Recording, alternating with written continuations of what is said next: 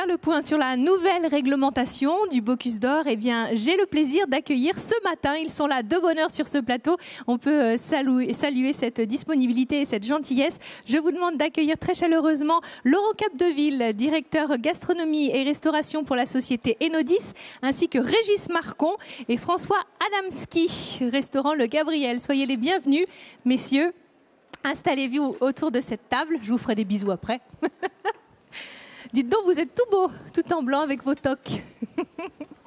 Alors, en 87, Paul Bocuse a inventé donc une nouvelle génération de concours, véritable spectacle autour de la cuisine, du cuisinier. 25 ans après, un nouveau challenge est aujourd'hui proposé aux candidats. On va faire le point sur cette nouvelle réglementation, une réglementation à laquelle vous avez participé activement, Régis Marcon. Pourquoi d'abord faire évoluer cette réglementation? Il y avait un vrai besoin? Il y avait un besoin, bien entendu, puis je crois que tout concours, tout événement a besoin de se renouveler pour amener un peu plus d'innovation et de l'attrait. Et puis, on s'apercevait que ce concours avait un besoin de coller un petit peu plus, je ne dis pas la réalité du terrain, mais au restaurant lui-même. Depuis le début du Bocuse d'Or, c'était toujours deux plats. Et je crois que le grand changement cette année, c'est le plat et une assiette. On y ajoute en même temps un marché, puisque le marché hier s'est très bien passé sur le stand métro. Accompagner tous les candidats présidents sur le Bocuse, c'est pas une mince affaire. On était assez nombreux et on a passé un bon moment. Et un point qui me paraît essentiel aussi, c'est un deuxième jury. Jusqu'à présent, nous avions qu'un jury dégustation. Cette année, donc, un jury cuisine qui va juger de l'organisation du travail, la propreté, et quelque chose qui nous tient vraiment à cœur, c'est le non-gaspillage. En fait, hier, tous les paniers des candidats ont été pesés, vérifiés, et les juges auront à même de voir comment ces produits sont le mieux utilisés. Donc, moins de gaspillage possible. Alors, on reviendra sur ces différents points précisément, mais sur la nécessité de changer ce concours.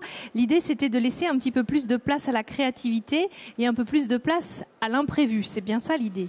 Oui, mais surtout, ce qui nous tenait à cœur, le Bocuse d'Or, c'est vraiment c'est un rayonnement international. On veut donner le plus possible de chances au pays de pouvoir s'exprimer par rapport à leurs produits, par rapport à leur pays. Donc il y a quand même des notes très spécifiques pays. Vous voyez, par exemple dans le poisson, nous avons mis une garniture obligatoire qui représenterait le pays. Oui. Là aussi, ils seront jugés sur ce travail-là. François, qu'est-ce que vous pensez justement de cette valorisation de la diversité des patrimoines culinaires nationaux qui sera vraiment accentuée cette fois-ci? Je pense que c'est très important. Moi, j'ai souvenir en 2001 quand Monsieur Paul passait au tout début du concours à chaque poste et ça c'était incroyable et ça mettait une pression supplémentaire et il disait un petit mot à chaque fois et je me souviens qu'au pays la Tunisie, il dit oui, il voulait faire un barbecue mais bon on a dit non mais on sentait vraiment qu'il voulait faire quelque chose, qu'il voulait faire passer le message que chaque authenticité, que chaque pays amène vraiment ses spécificités, qu'on puisse dire presque à l'aveugle, tiens, ça c'est tel pays, ça c'est le Japon, ça. Voilà. Donc ça c'est important et je pense que là, ça est clairement défini par une garniture bien spécifique. Alors évidemment, les fondamentaux sont respectés. On a bien sûr le goût, le chaud, l'esthétique, ça ne bouge pas. On va faire le point peut-être sur le matériel. Est-ce que ça évolue à ce niveau-là? Est-ce que, je ne sais pas, vous avez encore simplifié, parce que je sais que c'est quand même votre souci que de simplifier le travail des candidats? Disons que le matériel doit être une assurance morale, c'est-à-dire que le candidat ne doit surtout pas se préoccuper du matériel. Oui. Il a un outil et il faut qu'il aille au bout. Donc c'est une tranquillité d'esprit qu'on va aller chercher. Et les fours, eux, puisqu'il y a les fours et les inductions, ont évolué dans le sens où on a mis de plus en plus de langues à l'intérieur des fours. C'est-à-dire que j'ai un four en coréen, j'ai un four en japonais. Donc on a mis des langues avec leur propre signification, ce qui fait qu'ils peuvent s'entraîner et c'est très facile d'accès. Mais par contre, ça reste un four de cuisine, c'est-à-dire sur des fondamentaux très simples, la vapeur, le mix, l'air pulsé, le temps, la température. C'est ça. Et après, c'est le talent de chacun qui va s'exprimer grâce à ça. Et cette simplicité apparente permet à toutes ces cultures dont on vient de parler de s'adapter à ce four. En fait, c'est plutôt le four qui va se caler à chaque spécificité. Et c'est ça qui est intéressant. Vous mettez à disposition du matériel toujours de dernière technologie, à la pointe, innovant. Oui, c'est le but. C'est-à-dire que nous avons une chance extraordinaire, c'est que nous faisons des fours pour les chefs et les chefs nous le rendent. C'est-à-dire que nous nous nourrissons de leur expérience ou de leur déboire. Oui. C'est-à-dire s'il y a quelque chose qui ne marche pas, il faut comprendre comment se passe le phénomène et donc on a la possibilité justement d'améliorer ça, faire des rectificatifs, que ce soit sur les déshumidifications, sur toutes les technologies, y compris des technologies beaucoup plus modernes. Voilà. On va revenir donc en détail sur les nouveaux points de cette réglementation et surtout sur cette nouvelle épreuve poisson. J'ai envie de me retourner vers vous, Régis. Le thème a été dévoilé fin novembre aux équipes. C'est relativement tard. Oui, ça fait partie d'un des changements. Même la viande, jusqu'à présent, la viande était souvent connue presque un an à l'avance. Oui. En fait, vous aviez des pays qui avaient un petit peu d'avance. Surtout les pays nordiques, il ne faut pas s'en cacher, hein, ce sont un petit peu les machines du Bocuse d'Or et donc s'entraîner constamment sur ce plat. Donc on a voulu un petit peu plus d'équité. Donc le plat, la viande a été connue en juillet et le poisson, ça fait seulement 1 mois et demi. Donc, et en plus avec toujours cette incertitude puisque seulement 2 garnitures les ont découvertes hier avec le marché. Voilà, ils n'ont pas pu cette fois-ci apporter la totalité de leurs ingrédients. On va juger le travail de l'ouvrier, de son côté créatif et puis de l'instant, quoi. Le marché était dans un temps chronométré. Ils ont eu 1h30, je crois, pour choisir leurs ingrédients. Non, ils ont eu un petit peu moins de temps. Ils ont eu une demi-heure. C'est largement suffisant. D'accord. Une demi-heure. En plus, après, tout a été pesé, vérifié. Mais par contre, 1 heure après, ils ont eu à écrire leurs recettes en anglais sur iPad. Donc, c'est un gros travail aussi parce que 1 heure, ça a été suffisant aussi également. Ça nous permettra aujourd'hui au juge du jury cuisine de vérifier justement à partir de cette recette. Dites donc, ça corse quand même grandement les choses. Vous qui l'avez remporté tous les deux, qui avez participé à cette compétition, est-ce que vous pensez qu'aujourd'hui c'est encore plus difficile de remporter ce titre ? Moi j'ai dit la dernière session, je suis heureux de l'avoir passé. Et je crois qu'on a déjà dit la même chose. C'est vrai que le niveau grimpe de plus en plus. Ça a toujours été très dur, ça a toujours été vraiment un concours de haute volée, mais là c'est vrai que ça s'affine et puis avec les années chacun prend de l'expérience et on sent vraiment qu'il y a un professionnalisme dans tous les pays et surtout une envie de bien faire. Oui. Régis ? Oui, c'est évidemment, quand on regarde, il y a une évolution, c'est normal dans toute compétition. En même temps, on a envie, nous, le comité d'organisation, de l'influencer. Et c'est tout ce travail à l'assiette. Vous savez, souvent quand un candidat se prépare, ce sont souvent des garnitures très sophistiquées. Et des fois, on perd un petit peu le côté appétence du plat qui reste, c'est pas péjoratif ce que je dis là, un peu pâtissier avec des garnitures très fermées. Et l'assiette, on voudrait que ce soit un petit peu le contraire, justement que ce soit plus un plat qu'on présenterait au restaurant, qui est bien sûr une belle présentation, mais avec des garnitures un peu moins fermées, avec un petit peu plus de modernité dans le travail qui correspondent à ce qu'on trouve au restaurant.